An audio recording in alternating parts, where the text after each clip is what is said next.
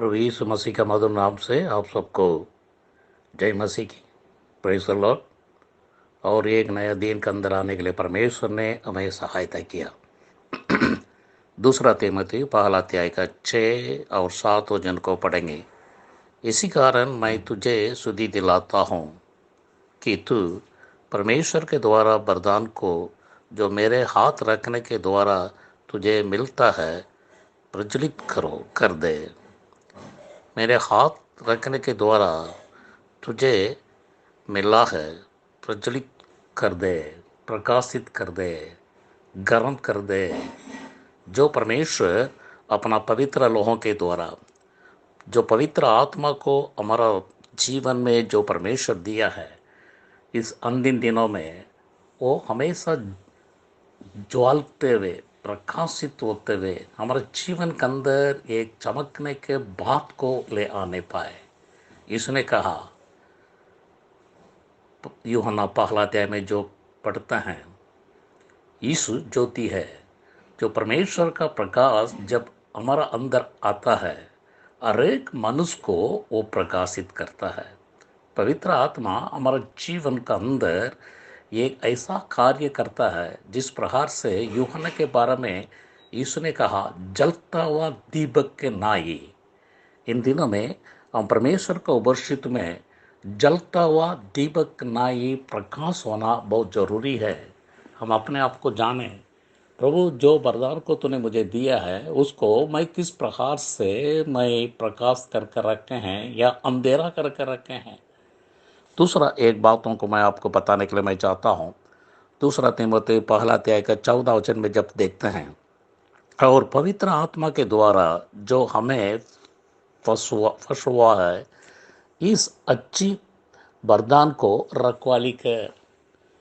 पवित्र आत्मा के द्वारा परमेश्वर ने जो वरदान को हमें दिया है, प्रभु यीशु इस संसार में आया तो हमारे जीवन के अंदर एक विशेष अनुग्रह को दिया। वो अनुग्रह हमारे जीवन में सारे कमजोर पर हमें ताकत को, सामर्थ्य को देता है। और पवित्र आत्मा जब तुम पर आएगा तुम सामर्थ्य पाओगे। हम उसको रखवाली कर।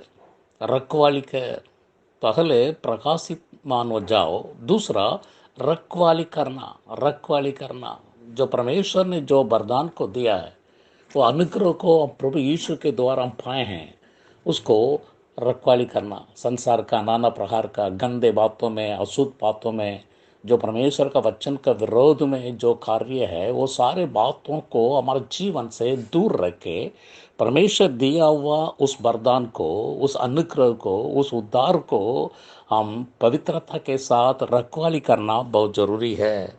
प्रभु के नाम की महिमा हो।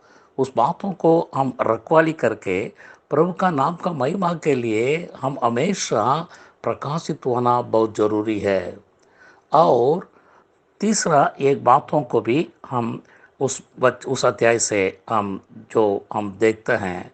और वहाँ पर दूसरा कुरिन्थियों दूसरा अध्याय में वहाँ पर कुछ बातों को यहाँ पर मैं आपके लिए फिर याद दिलाने के लिए मैं चाहता हूँ।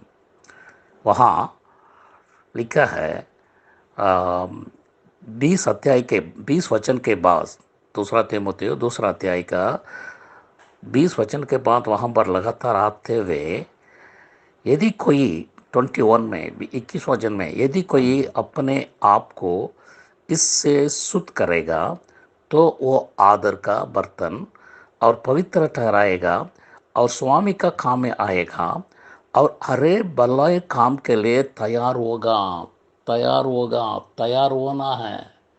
होना। परमेश्वर जो वरदान को, जो अनुग्रह को, जो उद्धार को, जो ज्योति को प्रकाश होने के लिए हमारे जीवन के अंदर रखा है, हम तैयार में रहना बहुत ज़रूरी है। तैयार होना है। हमारा तैयारी आधा में नहीं होने पाए। 10 कुमारी लोग जब दुल्हन को वेलकम करने के लिए आए थे, उसमें 5 सही था। 5 लोग आधा तैयार में थे। उनके पास जितना तेल का आवश्यकता था उतना नहीं था।